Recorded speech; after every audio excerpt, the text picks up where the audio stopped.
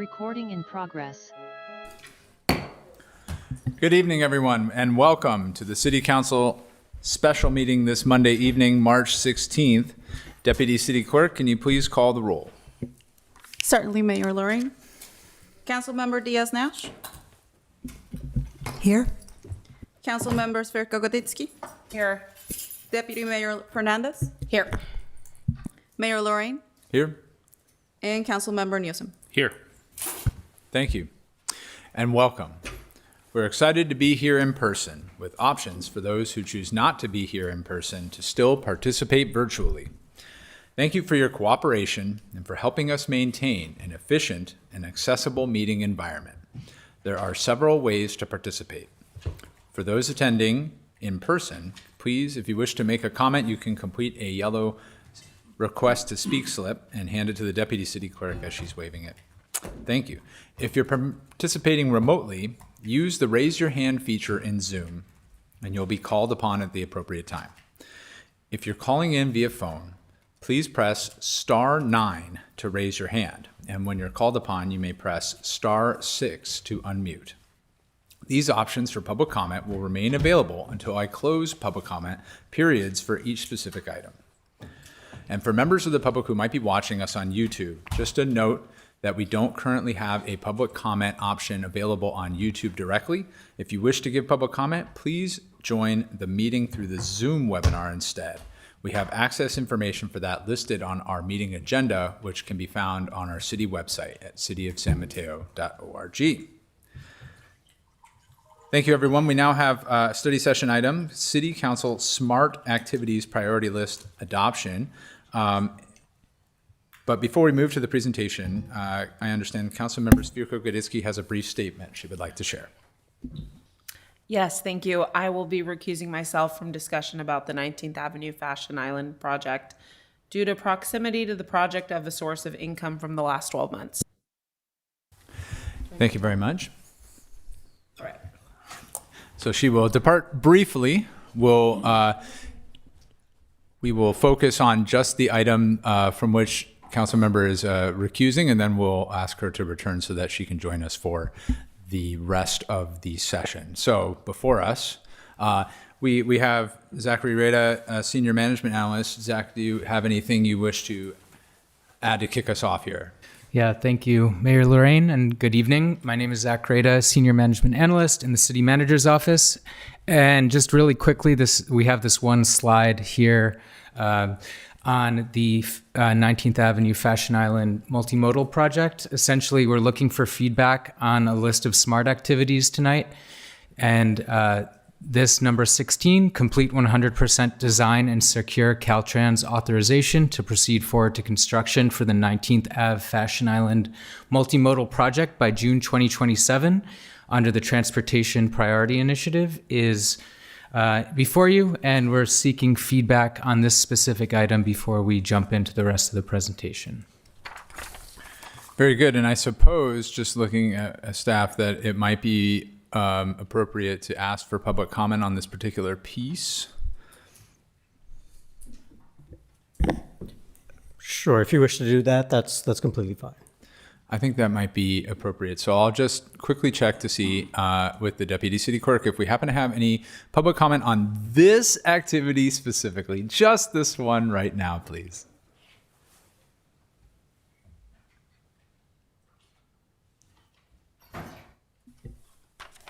Mayor Lorraine, we have one request to speak on this particular item only.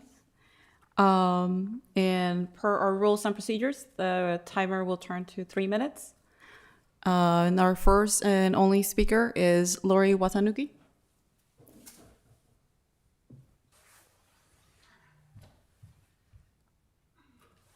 Mayor Lorraine and members of the City Council, my name is Lori Watanuki. The Central Neighborhood Association actively promotes neighborhood safety for pedestrians and bicyclists. We are in support of proposed strategic priority number 54. We do need a less complicated and faster process for traffic calming, and we need funding with grants. We continue to advocate for speed humps for speeding and for cut-through traffic. Lori, please pardon me. I apologize, but if you're speaking to the whole item, Yeah. it might be best to allow you another attempt when Councilmember Spirko-Gadisky is back in the room. I just wanted to ask if folks had any public comment on this one item from which she's recusing herself. Oh, okay. It's a little different than we usually do. I apologize, but Oh, okay, so you want me to go back? unless you, yes, thank you. Apologies. Thank you all for indulging me. I just wanted to try and make sure if anyone had a public comment that we got it. But at this point, I will close public comment for this piece, just this piece, and we'll return and have Lori and anyone else speak on the broader item. Thank you. And just asking my council colleagues if they have any questions or feedback related to this specific item here before us. Councilmember Newsom. Sure, just one question. This is a pretty long corridor, and I'm curious, is it possible that, not now, but going forward when it's brought back to us, if we could separate it into two chunks, meaning like west of Delaware and east, for example, so that we could have Councilmember Spirko-Gadisky be participating? No, because while you can have decisions that can be segmented, this is one project and there's one design for this project. This project is being funded in one as one entire project and not in segments. So no, I don't think you could divide up the project in that way. Okay, thank you for clarifying. Thank you. Of course. Okay, seeing no others, I'll just note that I agree that this is a good, smart activity and support it. And with that, would like to conclude the review of this item and then allow for Councilmember Spirko-Gadisky to join us for the rest.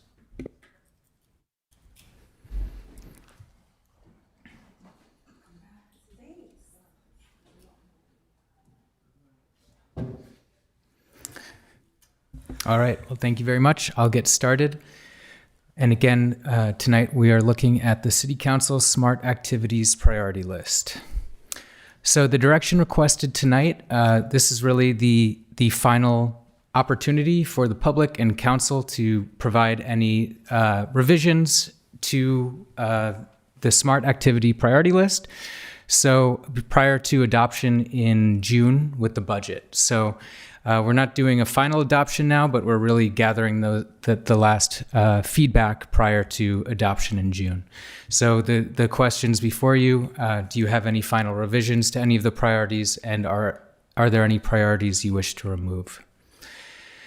So there's a three-step goal-setting process that the city is undertaking for this process.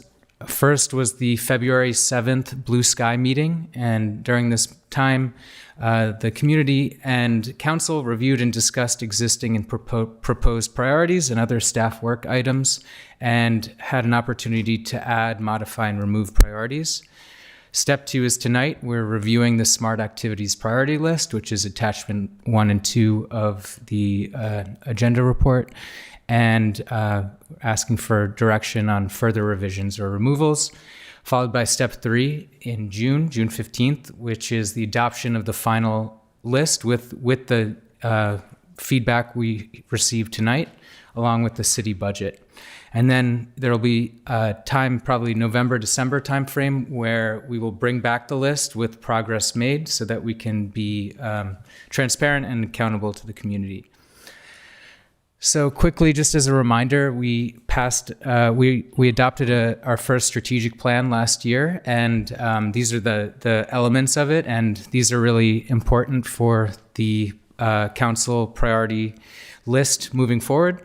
So at the top here, we have aspirational items like the mission and values. So the mission is kind of that guiding benchmark for the city, and then the values are the guiding standards that we really want to embed in all of our work. Then we have our initiatives, the strategic initiatives and priority initiatives, which are kind of those 10 big areas where we want to focus our efforts. Under each initiative, we have goals that are subsets of each of these initiatives that provide a little bit more detail of different areas we want to focus in. And then lastly, we have these SMART activities, which are the most specific and actionable. SMART stands for specific, measurable, achievable, relevant, and time-bound. And these are the items that we're reviewing today and looking for feedback on. So notable edits during and since Blue Sky. Staff converted city council priorities into SMART activities. As you may remember, in past years, we had the council priorities divided by 1 year that will be completed in 1 year, then the 2 to 5 year category and 5+ year category. Instead, we're transitioning away from that and into SMART activities that are achievable within the upcoming fiscal year. And additionally, we created a 2 to 5 year objectives category. We heard from council there was some confusion around the parking lot, so we want to make it really clear. 2 to 5 year objectives that are projects that we want to work on, but we are not necessarily getting to in the first year. So we'll revisit them at future Blue Sky workshops, and we're not going to forget about them. We also added total project costs for the proposed SMART activities, and we combined 2 city council proposed actions on child care benefits and employee housing assistance into 1 SMART activity. So there are 56 SMART activities, so I'll go through them quickly and then leave some time for questions and discussion. So our first priority initiative is climate resiliency.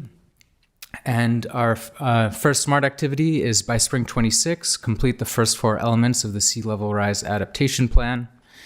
Number 2, by October 2026, complete the Marina Lagoon spot dredging project, removing 2,000 cubic yards from the lagoon.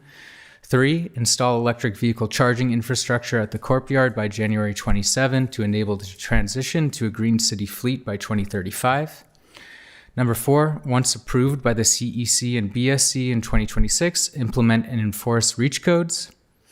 Number 5, conduct community and business engagement to educate the community about the prohibition on gas leaf blowers that begins in January 27.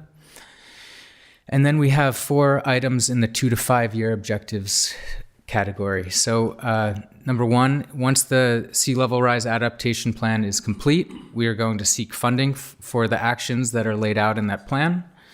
Number 2, by summer of 27, initiate implementation of 2 high priority stormwater flooding and drainage capital improvements. By 2032, implement 5 of these improvements. Next, conduct a Marina Lagoon large-scale dredging project. And number 4 on here, expedite efforts to provide high-quality effluent from the wastewater treatment plant upgrades to support the future production of recycled potable water. Moving on to infrastructure. Number 6, complete the design to rehabilitate 2 sanitary sewer pump stations by spring of 27. Number 7, advertise, complete, and close the Phase 4 high-voltage streetlight conversion project and complete and close out the project by the end of fiscal year 26-27. 8, by winter 26, procure consultants to initiate design on a subset of very high-priority stormwater capital improvements, such as the 42nd Ave pump station. 9, initiate feasibility studies for the Marina Lagoon pump station upgrades by spring of 27. 10, complete installation of the Gateway Park pedestrian bridge by summer of 26.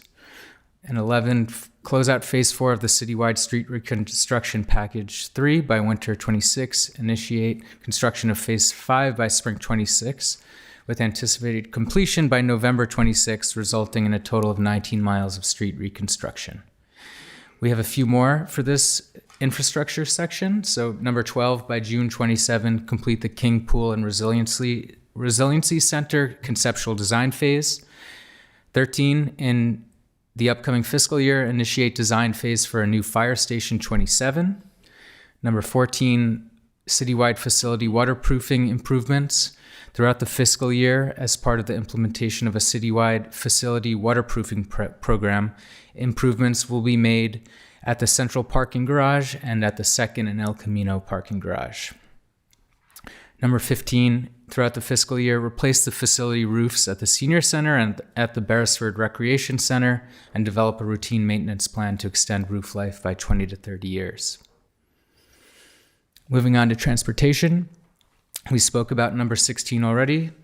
And number 17, complete 100% plans, specifications, and estimates for the Hillsdale High School, 31st Ave pedestrian safety improvement project by June 27 and have the project ready for construction. Number 18, complete construction and closeout of Peninsula Delaware intersection safety improvements by March 27. 19, complete construction of the Hillsdale Boulevard and Alameda de las Pulgas signal project by June 27. 20, complete construction and closeout the Delaware Safe Routes to School corridor project by September 26. 21, complete 100% design and secure authorization from Caltrans to proceed with construction of 4 of the top 10 projects identified in the local roadway safety plan by March 27 and advertise the projects for construction by June 27. 2 more in the transportation section. We have number 22, expend, earmark, or allocate 40% of the total available quick build mobility program funds towards eligible products projects such as protected bicycle lanes, bicycle access gap closures, safety improvement projects, and traffic signal improvements that will advance safety in the city by June 2027. And 23, reduce the routine noise of train horns by establishing a train horn quiet zone by May 27. On to housing, we have preserved the 24 affordable, very low income units at Bridgepoint condominiums by extending the affordability terms by 55 years and bring the item for council approval by June of 27. 25, hold a study session regarding the city's affordable housing funds and options for deployment by September 26. And number 26, amend the city's inclusionary housing ordinance and update the below market rate guidelines to increase the number of affordable units produced overall and to incentivize production of larger units and deeper affordability by December 2026. And our one housing 2 to 5 year objective is explore the development of an affordable housing project on a city-owned site on 42nd Avenue. Moving on to economic development. Number 27, implement a coordinated year-round downtown activation program as a core city service to enhance vibrancy, support local businesses, and increase foot traffic in partnership with the Chamber and the DSMA by June 27. Number 28, launch the Downtown Area Plan project by January 27. 29, bring forth a study session providing background and approach to develop a revenue-generating digital billboard program by July 26. And then our 2 economic development 2 to 5 year objectives are explore a potential business improvement district on 25th Ave and hold a study session exploring the possibility of retail cannabis storefronts in San Mateo. Next, we have the strategic initiative Healthy Community for All Ages. Number 30 is complete the Marina Library renovation by February 2027. Number 31, complete Phase 1 implementation of Central Park Master Plan, development of the new playground by fall 2026. Number 32, by fall 26, partner with at least 2 community sponsors to bring additional programming and outreach to the senior population at both Beresford and MLK community centers. And number 33, by May 27, engage a third party to conduct a feasibility study of recreation and aquatic facilities with a focus on the Beresford Park complex of facilities, the Senior Center, Joinville Pool, and the Shoreview Recreation Center. And we have our one Healthy Community for All Ages 2 to 5 year objectives, which is explore how the city can partner with the school districts and other public, private, and nonprofit organizations to support Empower San Mateo.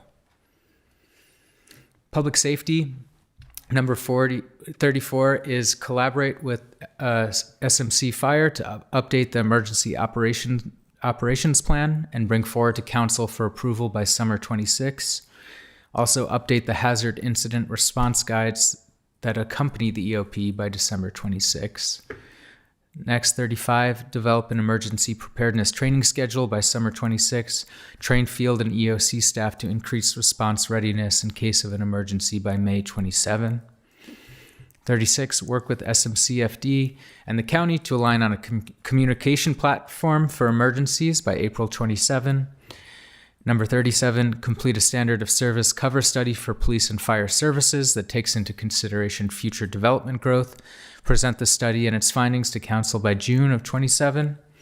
And lastly, maintain readiness and preparedness to implement a SRO program and supply a school resource officer should the school districts choose to pursue SROs during FY 26-27. Next, land use. Number 39 is develop and complete the comprehensive zoning code update project, which includes zoning map amendments to be consistent with the general plan, housing element, and state law. Bring to City Council for adoption by June 27.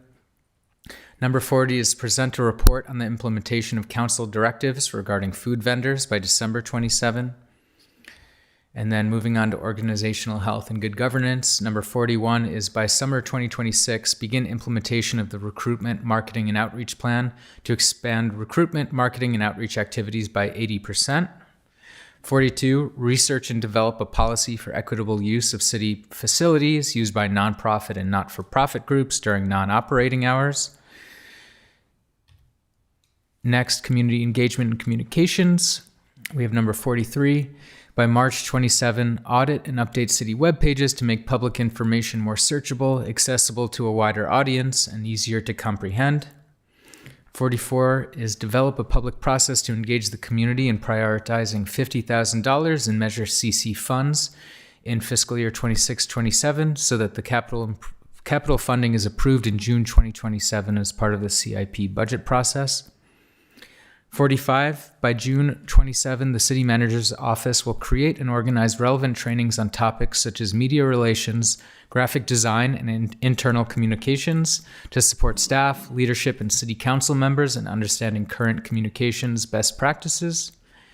46, by May of 27, establish an outward-facing engagement program and develop analytics to more effectively and comprehensively reach underserved residents, improve community relations, and strengthen connections and trust with diverse communities.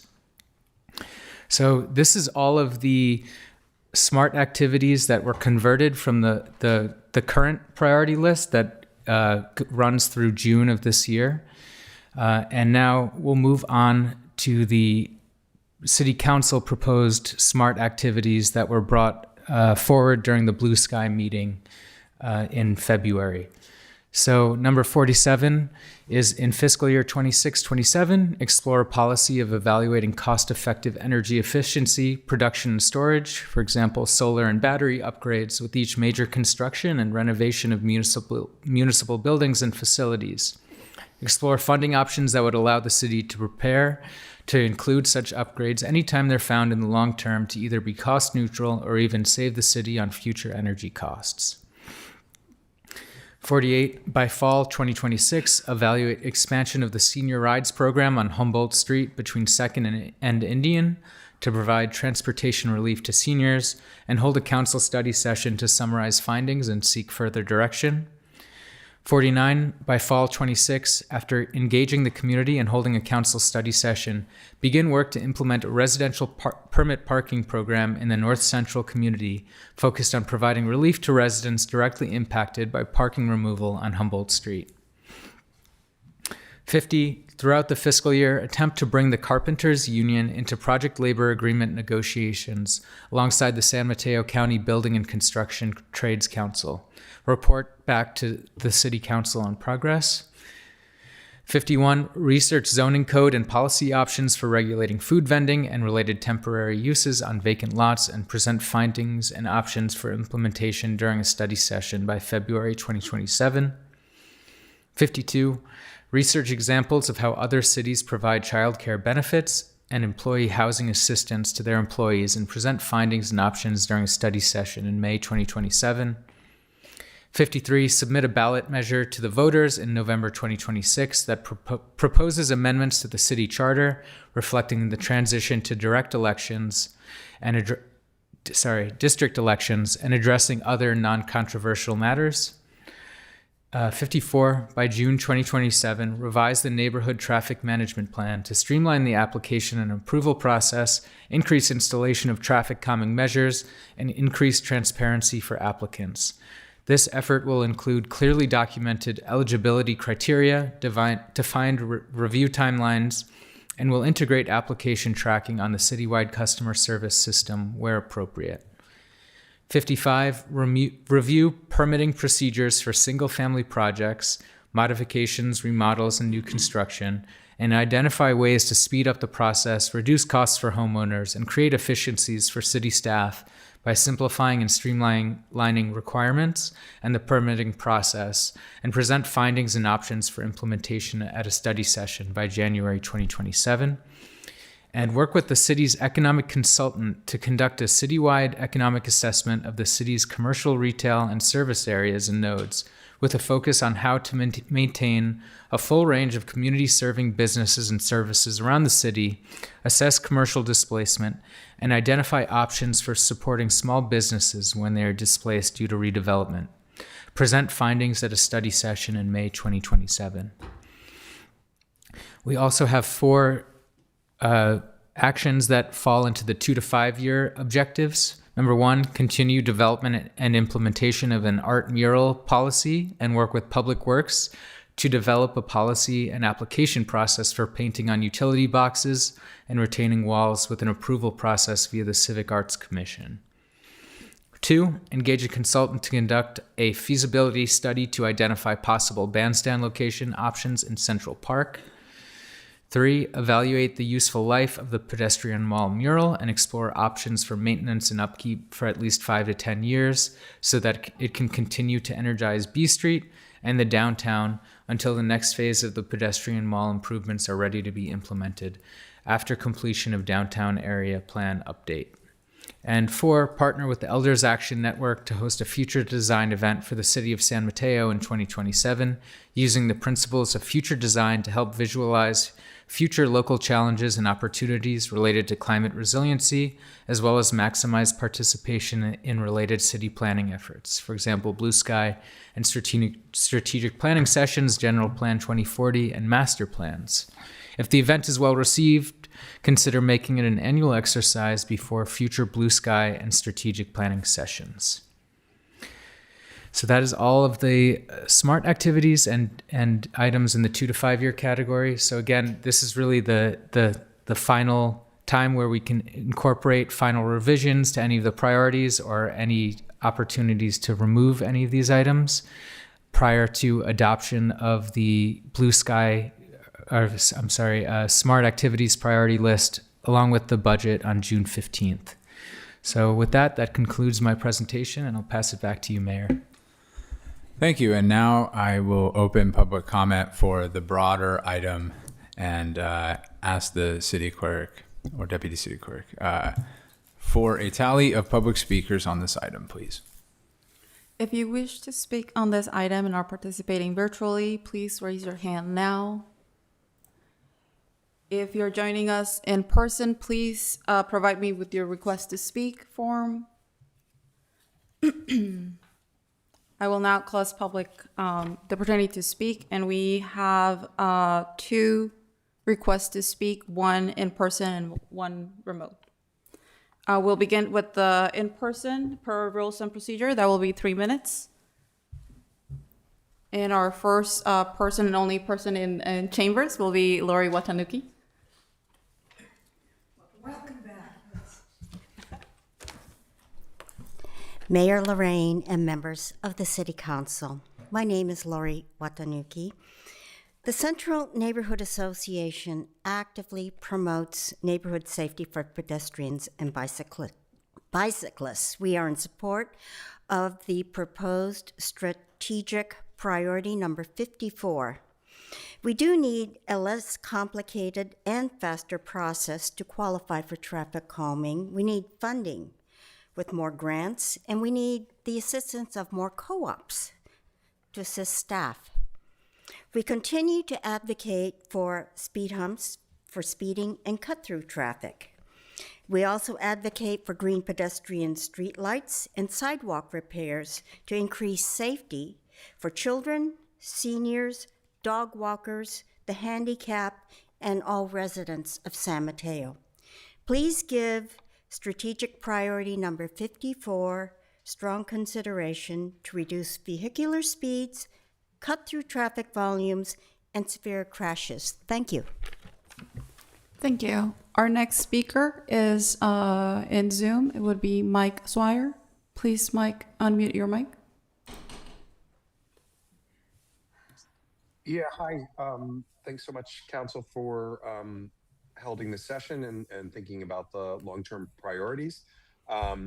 I want to echo everything that Lori said. I was able to meet with Lori and David from the Central Neighborhood Association because I know that their community is especially concerned about how we can quickly, cost-effectively get traffic calming on our streets. It's frustrating that if you call a police person and say that there's a dangerous person in your neighborhood, somebody comes right out. But if you tell the city, hey, I've got a dangerous street that needs to be slowed down, I need to call up all my neighbors, start a campaign, and get 60% of them to respond via mail before something happens several years down the road. There's no reason that should be the case. Traffic calming, especially via speed humps, is cheap. It's relatively quick. It's almost universally accepted. This is one of the ways that I think the city can really move forward more quickly, in addition to some of the bigger multi-million-dollar projects that unfortunately take so long to implement. So I'd urge the council to set up a new process and funding, as Lori said, that will help us get more of these projects done more quickly and without as much pain.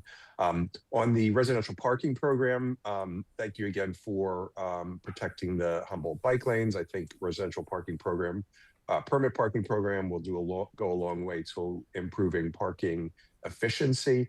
I would encourage the city to think about it more than just Humboldt plus or minus a couple streets. You need to be proactive. We got into this mess because we were not proactive in the first place. Why don't we think about the whole neighborhood or any other neighborhoods that are really crowded before we have similar occurrences? It's only going to get more crowded down the road. Thanks so much. Thank you. That concludes public comment on this item. Thank you, and I'll just close public comment at this time and ask my colleagues for questions and feedback. Councilmember Speaker Guditsky. Thank you. I'll try to be brief. So one of the things I observed is that the list is largely dominated by infrastructure, and there's only 3 items on economic development. And I guess this is more of a council-related question, but I just feel like we should probably put more focus on long-term revenue generation and economic resilience. Yeah. So I guess, would this be an appropriate time to kind of talk through some of that? This is your time to talk, but I also want to let you know that we are working through a council-approved economic development work plan as well. This is just the council priority items from Blue Sky that you have previously brought up over the years. Yeah. So when we look at, and also when we look at categories, we also have to think about the staffing capacity. Whereas infrastructure, you have a lot more staff than your economic development team as well. And so, yes, you might want to balance out everything, but we also have to look at the staff resources in order to deliver the items. And so looking at, I totally hear you. We're in alignment on revenue generation and really making sure that we have economic vibrancy in our community. And so love to hear, if you have further discussion on items, but I think we also want to think about the economic development work plan in addition to the plan that we have. When is that coming back to council?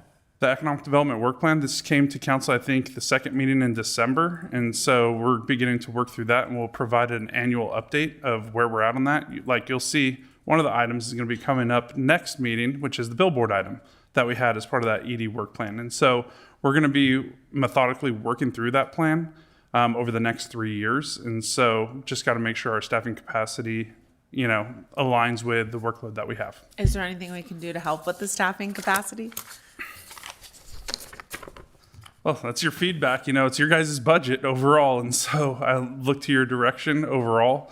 I know that we're looking through just overall, just from a resource standpoint, we're limited right now, understanding that any type of staffing capacity that we do add impacts our general fund bottom line. It's not restrictive funds. And so we have to look at the cost benefit, right? So if you add staff, what are we getting in return? Because they got to also create a return, right? To pay for that position and then some. Yeah, the reason I just bring this up, and again, this is just more general council feedback, is I think we do need to potentially bump this to a higher priority overall for us because there's so many changes coming to the city of San Mateo. I just feel like we have to discuss it a lot more, and having 3 out of 56 items, it gives the perception that maybe it's less important to us as a council than it really is. So, I'm just gonna move on unless there's a comment or anything. I'm sorry, Mr. Mayor. I No, apologize. please. Yeah. Another. A colleague. Can you tell me if the rest of your comments are around ED, or if I had a follow up to your comment would now be the appropriate time? They're not around ED, so go for it. So a couple of things that I want to just bring up in. Thank you for bringing up that important topic, Councilmember, and Councilmember Diaz-Nash is our economic development queen. So I really appreciate the stronghold that she's taken on this item. I want to talk a little bit about the fact that it does feel like we do have a few number of ED related priorities, and we are the largest city with a very vibrant downtown district. I want to bring it back to a couple of things. One, we do have a potential revenue enhancement measure that is going to be coming in front of us, and I think that has a lot. If we wanted to beef up our economic development staff, which I believe is right now a team of 1, that might be essential to what we are doing. Is that accurate? So it's part of the assistant city manager's oversight and also a team of 1 full-time equivalent. Yeah, that's what we are right now. And so that revenue enhancement would help us in attempting to expand that and other staffing needs, perhaps. It's actually just to maintain at this point in Okay, time. fair, but- But if we were looking at, if the council wishes, I'll take the feedback and we can see, from a budgeting standpoint, if there's one-time funds or something like Just an that. observation. Councilmember Svirko-Gaditsky and I are the subcommittee on that item, and I just want to reiterate the importance of us engaging in that process. Yeah. All right. Similarly on this topic, so there are 56 items on the list, and I appreciate that we moved to SMART goals, and thank you for the presentation. But I just, for the council, do wonder if it's still too many priorities, and I think that just general feedback, we should really think about the outcomes that have the greatest impact and focus there, especially because we are budget constrained. So just wanted to put that on everyone's radar. And then just another question, and this is probably for Zach Dahl, but on housing, I'm wondering if the activities that are listed fully position us to meet the city housing element commitments, and if there's any other activities that need to be added for this year. Hello, Zach Dahl, Community Development Director. Those specific SMART activities don't encompass all of our housing element activities. We are moving forward with, I think we have approximately 150 programs in our housing element, some of which are completed, some of which are ongoing annually. And we do have a number of other objectives. We put SMART activities to kind of the highest profile and biggest resource intensive lifts for this year. But they're by no means the only things that we're going to be working on for our housing element. So we do have a larger suite of activities with the housing element. And that, I think, the other big piece on the production side is continuing to move forward with our comprehensive zoning code update. And then there's associated policies that will be going with it. So if there were specific areas, happy to answer those, but I don't know if that kind of got to what your question was looking for. Yep. That's it for me. Thank you. Oh, So just really quickly, what I'm starting to notice is just overall. So when we had the blue sky, we also had the list of all the other work that we're doing with all the other departments. And so you're not seeing that in the SMART activities because it's just all the other work that we're doing in the departments. And so, like, for example, the economic development work plan or the housing stuff, those are goals that you'll see in the budget under each of these departments of work that they're doing. But what we're seeing here is just the SMART activities are in alignment with just the blue sky priorities that we've had in the past that are linking to. And it's something I'll take back and think about a little bit more about how can we show a comprehensive view of all the great work that staff is doing for all, and you guys are doing as leaders to really, make progress in all these different areas. So I'll take that feedback back. thank you. Thank you. Anyone else? Councilmember Diaz-Nash. Thank you, Mayor, and thank you, Zach. A couple of questions. The item number 2, the Marina Lagoon Spot Dredging Project, is the timing of that impacted by the fact that we have to go back out again and do more negotiation on the contracts? Good evening, Matt Fabry, Public Works Director. We believe that we can put the project back out to bid, and assuming that we are successful in getting responsive bids, we still think we'll be able to meet that timeline. Okay, I wish you luck. Don't leave yet. Going on to priority number 11, the closeout of Phase 4 by winter 2026. Is that done? Or are we still doing the dregs of Phase 4 of the street reconstruction? Yeah, I believe we are still doing some of that. Some of our work gets paused during the wet weather, Right. although we haven't had much wet weather. So I think that we are still finishing that up. Okay, so winter is defined as, Well, we'd go through, I guess technically it would be through the next week or so before Okay. spring starts. Okay. But I can double check with staff okay, on that, just, see where we're at. just generally, yeah. Great, and then do you feel pretty confident that Phase 5 will be completed by the end of November? I feel pretty confident. The big caveats are if we run into any serious problems out there in the field, similar to some of the challenges we've had on some of the Right. streets where we've had really Yeah, bad in soils. my neighborhood, yes. Yeah. So if we run into situations like that were unexpected, it could cause things to be delayed. But otherwise, I've talked to staff and they feel pretty confident that we should be done from a construction standpoint. We may still be closing out on a paperwork standpoint into early 2027, but we should be done with the construction side of it. Great. I would just ask if any of those things happen, the earlier you can give us an update, the better, because there are so many people who are so excited about this. And they ask me about the map like once a month. I got to check in. So Sure. thank you very Will do. much. Then let's see. Well, I guess it's you again. We are just very happy. Item number 21, which is complete 100% design and authorization from Caltrans.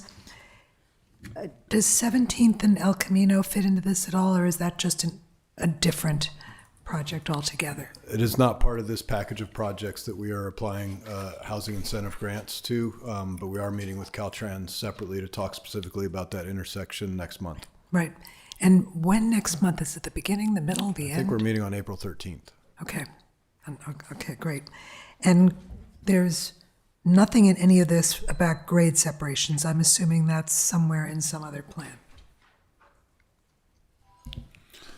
So grade separations, it's something that we're looking at. We actually are looking to plan to hire a consultant to review the 2009 study and provide a better approach. And I believe that's over the next couple of years of work that we'll be doing so that we not starting fresh from Right, all over again. We're Right. picking up where we left off. right. But being more, taking 2009 and say, what does it look like in 2027? And it's still in my initial review, looks like it's probably the same, Yeah.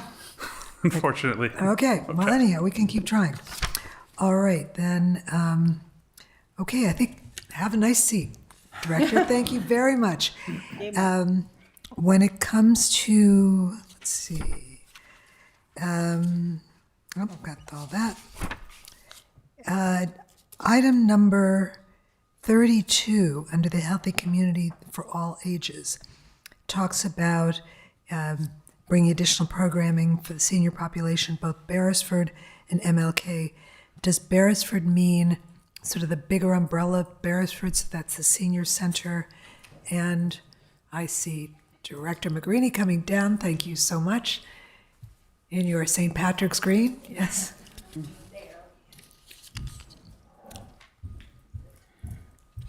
Good evening, Joanne McGreeny, Director of Parks and Recreation. Yes, the bigger picture of Beresford, we have bocce courts over there, as well as new pickleball programming and tennis. So it's not just limited to inside the building. Great, great, thank you. But the senior center as well. The senior center as well. Okay, super. Thank you very much. Okay, I think that was my only question for you. And, in number 43, the web pages, this is something I'm always going on about, so I'm really happy to see it this way. And just put in a request that I'd love to do some focus groups with residents when we do get to that, because a lot of the people who talk about having problems getting the web pages, they're perhaps less sophisticated users or whatever. That's more of a note. We'll note that. Yeah. Okay. And then, let's see. So item 54, I was so happy to hear public comment about that. Really important. And I'm assuming that when we say streamlining the application approval process, that includes seriously looking at reducing some of the targets, because that's what we've heard, that you have to get a certain percentage and maybe it doesn't need to be quite as high or quite as fast. And then how do we, you've run into lots of problems with the USPS. How do we help you not waste your time on those things? Yeah, we'll be looking at overall comprehensively. We'll be looking at both sort of the thresholds that have been adopted by council in our existing policy in terms of what meets the threshold in terms of when we can say that it's warranted to do traffic calming, as well as the overall process to do it. And the only caution I would say is that the easier we make it to meet a threshold in terms of installing traffic calming is if we don't increase the resources that we have available to it, Absolutely. we'll go through it Faster. more quickly.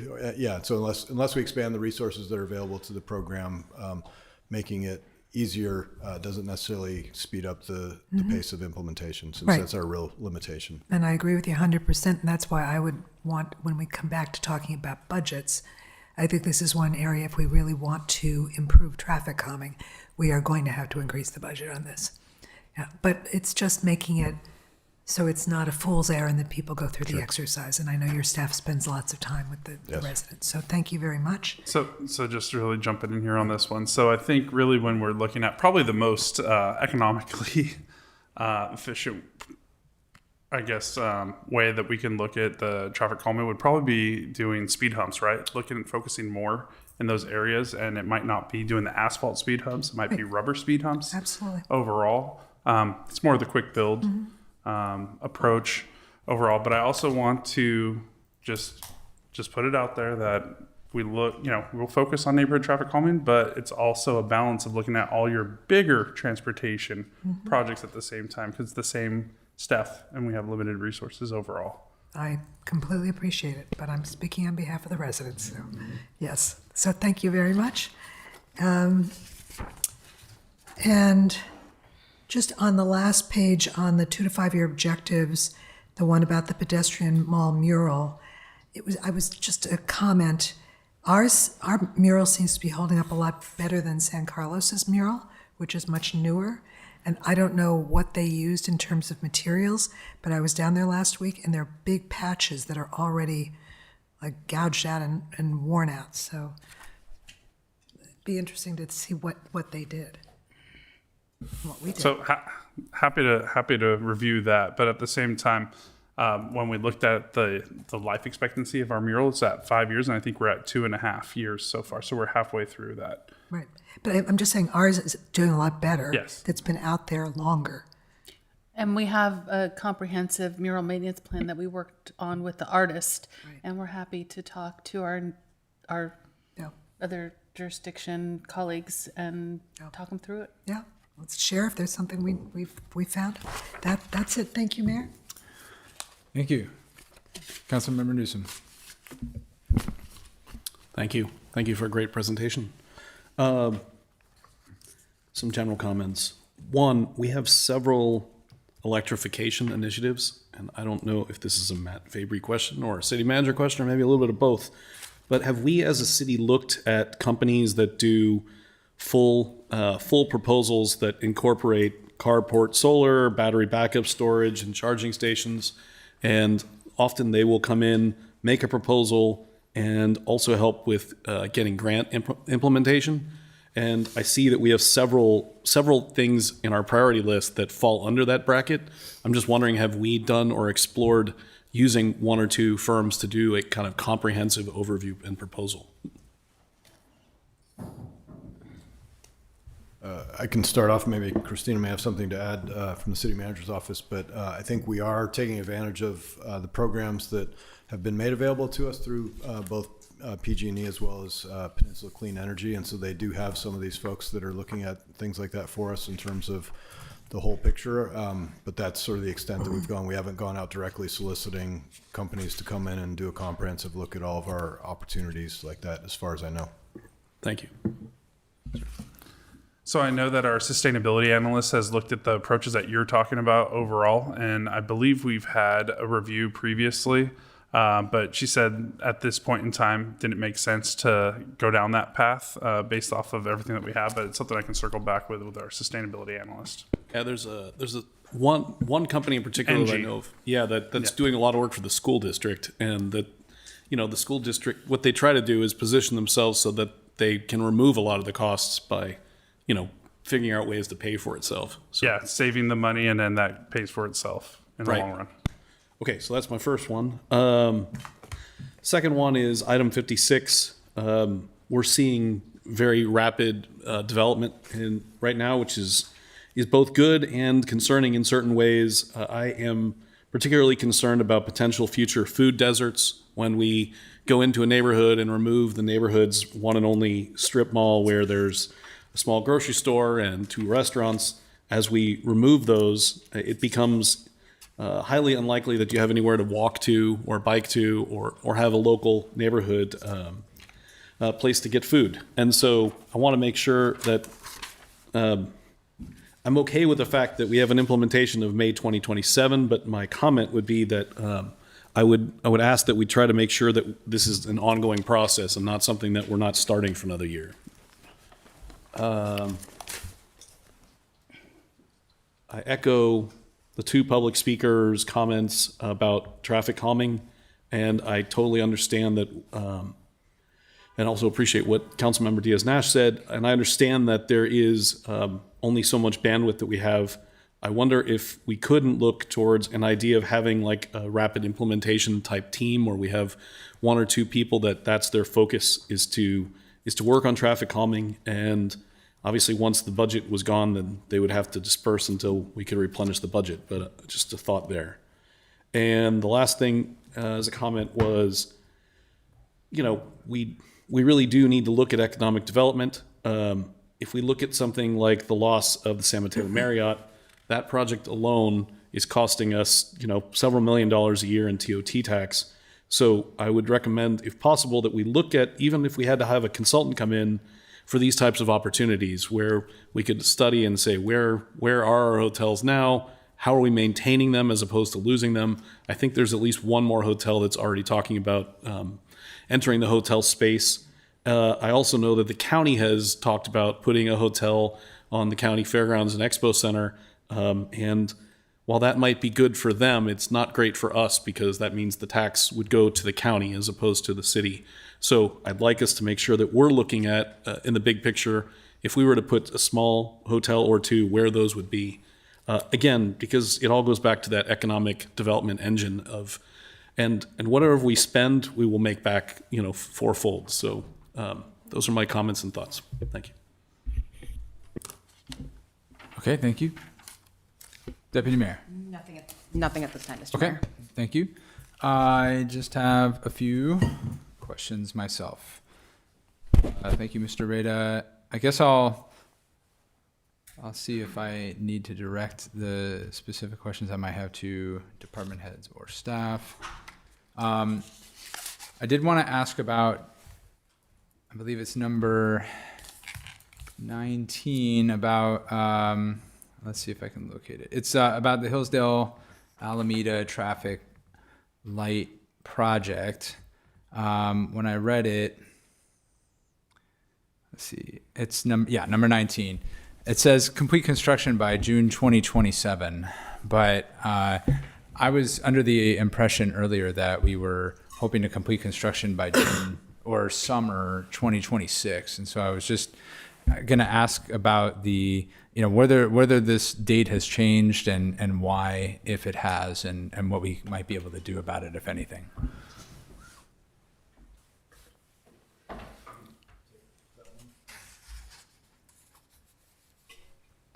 I'm happy to take that one. I talked with staff about that this evening, and we will be putting the project out to bid probably in the beginning of April timeframe. We anticipate that we would then be able to come to council with a construction contract in the June timeframe. So we would be able to get started on construction in the summertime, which is what we've anticipated. But the challenge that we're facing is that the lead time for getting traffic signal poles is on the order of 25 to 30 weeks.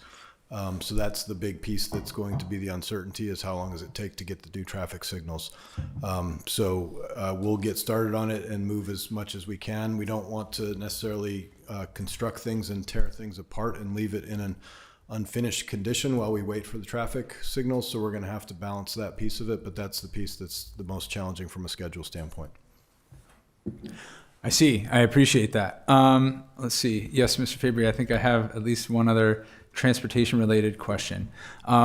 In the 2 to 5 year section of transportation, I noticed we don't currently have anything listed, but it would seem to me that the council priority of completing all high and medium high bike ped projects could fit there. And so I was just curious if you agree, and if so, like whether we might be able to put in something. Yeah, we're happy to put something in there. I think, as was discussed previously, we focused on sort of translating existing council priorities. And so we try to put in the high priority or high visibility projects that were going on in the near term in terms of what we put in there for smart activities. But there's definitely plenty of stuff that's going to be going on in the 2 to 5 year range. So we're happy to either put in some additional specific projects that we're going to be working on, if that's council's preference, or we can put in something that is more high level, as you mentioned, in terms of continuing to work on getting high and medium high bike master plan projects done. But we have definitely other projects that we'll be working on, so we could put some specific bullets into that section if that would be council's preference. If I may, through the mayor. Sure. Yeah, I just want to call out too that there are certain projects underway this year, like the speed surveys should be coming to council later this year. And then I know that we're doing a ribbon cutting for the new 3rd Avenue and Norfolk intersection April 25th. So those are some bike and ped upgrades happening right now. Yeah, and we didn't include the 3rd and Norfolk because that would be done before the fiscal year starts, this was looking at 26, 27, but. Yeah, that's fair. And I appreciate that. And I guess, I can see if council members have an issue with this proposal as a suggestion. To me, I think it seems that we've taken effort to try to find like what the next fiscal year's worth of work on a number of projects would look like as a smart activity and put it in. And so to me,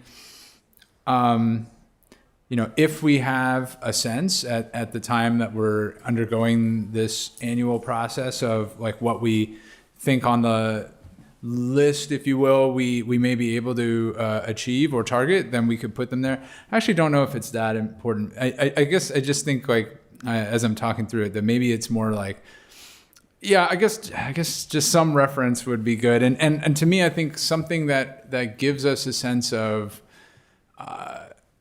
progress that's enumerated, beyond simply like the previous item, which might say something like, at some point we wish to have this done, to give us a sense of the progress we're making. And I'm sensing if I may. Yeah. I really appreciate your comments. I do think that we have really prioritized traffic calming measures, especially given the recent incidents in San Mateo. And I think there is a lot of great work happening. So I do, like to Alex's point earlier, maybe it's not on the list right now, but it is in the background occurring, if I'm not mistaken. So there still is department-led initiatives and stuff that we're working on outside of this. Was specifically from previous Blue Skies. These are the items that council members have brought up specifically, and that's what we're here capturing. But outside of that, there's a lot of department-led and organizational-led items that you'll see. So if you look at our budget book annually under goals, there's also a ton of other items that we're working on department specifically in addition to this. So it's something I'll take back, the feedback about how can we marry this all together so you can see a more comprehensive view of just the web of work that staff is doing overall within these strategic priority areas. Because I want to be able to articulate those and tell our story because we're doing great work in all 10 areas. Indeed, although this one I feel I just need to mention was a pretty specific blue sky item. I think I would just suggest that we please include some kind of language indicating that we're continuing that work. Thank you. And then I guess I did want to ask about the Elders Action Network item because it appears to have a date of beyond June 2027, but I was hoping there might be an opportunity to do it this fiscal year. And could you share any reasoning behind why it might need to be postponed? 'Cause it seems to me like this might be a light lift.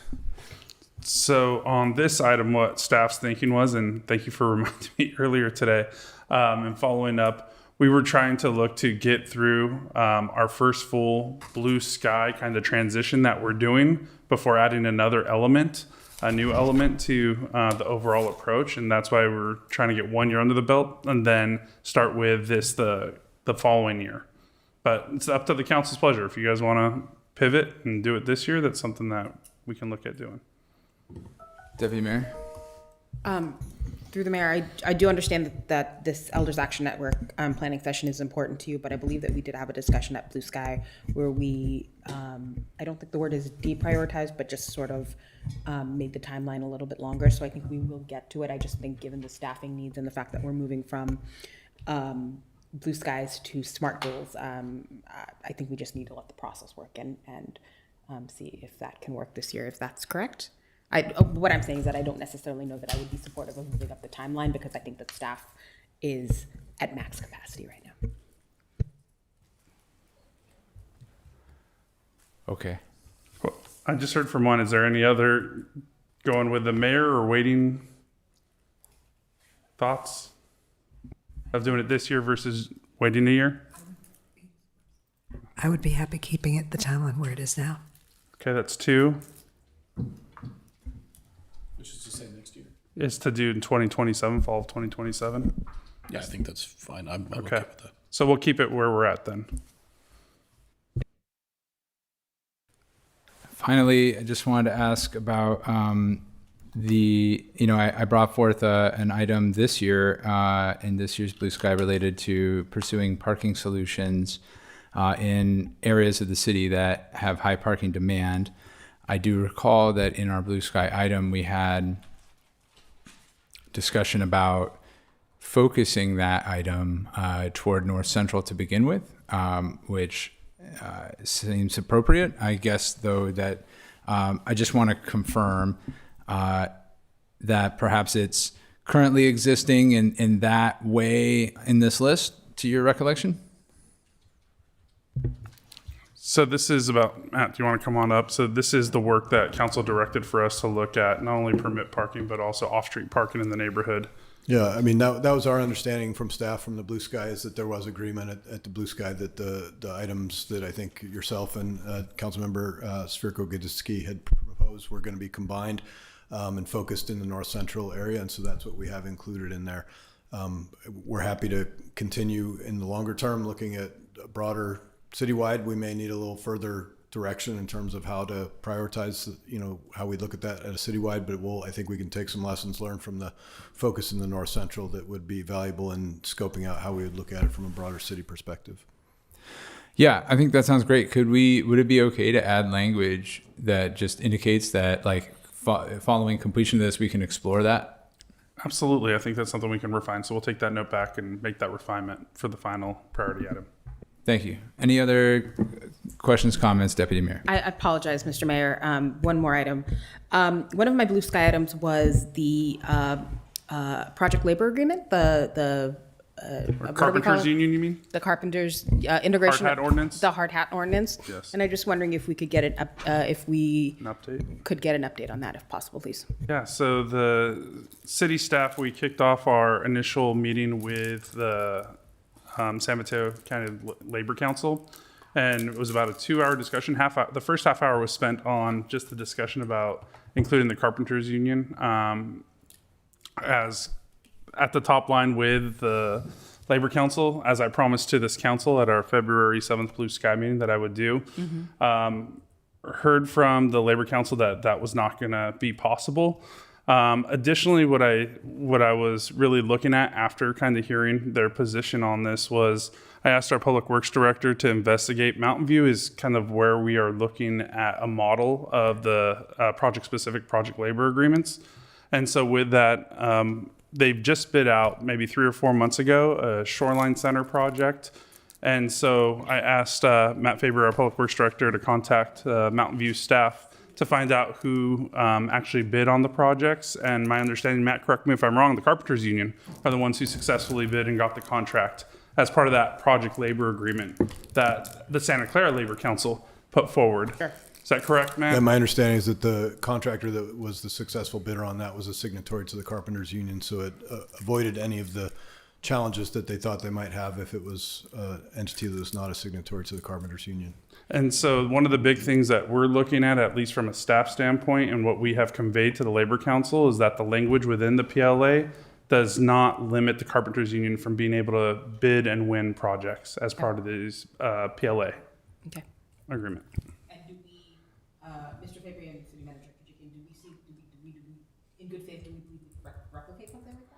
So that's something that we're pushing for. You know, it's all up to negotiations, but Priscilla, they mentioned, right, in the meeting that they were willing to have the language to allow for the Carpenters Union to bid on projects. You recall that? I think that was a discussion point in the meeting. It sort of remains to be seen how that pans out, but that was discussed. Yeah, we heard positive feedback. Thank you, Mr. Mayor. I appreciate it. Of course. Did you want to keep that one on there then? Your priority? I believe that we do. Okay. Okay. Do you feel you have what you need from us? Yes, thank you. Thank you, Mr. Reda, and thanks everybody. That is the sole item of the special meeting, so I will adjourn to the regular meeting, which will occur in, I presume, about 10 minutes time. Thank you. Recording stopped.